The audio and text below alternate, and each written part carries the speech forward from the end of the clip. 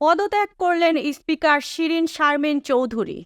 রাষ্ট্রপতি মোহাম্মদ শাহাবুদ্দিনের কাছে পদত্যাগপত্র জমা দিয়েছেন জাতীয় সংসদের স্পিকার শিরীন শারমিন চৌধুরী। সোমবার ২রা সেপ্টেম্বর বঙ্গভবন সূত্রে এ তথ্য জানা গেছে। ছাত্র জনতার অভ্যুত্থানের মুখে গত ৫ আগস্ট শেখ হাসিনা প্রধানমন্ত্রীর পদ থেকে পদত্যাগ করে দেশ ছাড়েন।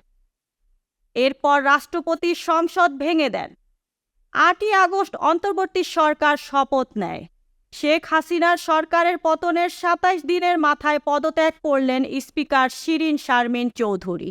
২০০৮ সালের নির্বাচনে আওয়ামী লীগ ক্ষমতায় আসার পর স্পিকার নির্বাচিত হন আব্দুল হামিদ। তাকে রাষ্ট্রপতি নির্বাচিত করা হলে ২০১৩ সালের ৩০শে এপ্রিল স্পিকার নির্বাচিত হন শিরীন শারমিন। এরপর থেকে টানা তিনি এই দায়িত্বে ছিলেন। গত ২৭ জানুয়ারি বিএনপিবিহীন নির্বাচনে আওয়ামী লীগ জয়ী হয়ে সরকার গঠনের পর শিরীন শারমিন চৌধুরীকে আবার স্পিকার নির্বাচিত করা হয়। এই ছিল এখনকার প্রতিবেদন। নিত্য নতুন সংবাদ পেতে চ্যানেলটি সাবস্ক্রাইব করুন এবং আমাদের ফেসবুক পেজ ফলো দিয়ে রাখুন। Mukta Parvez, desk report, BE news, Dhaka.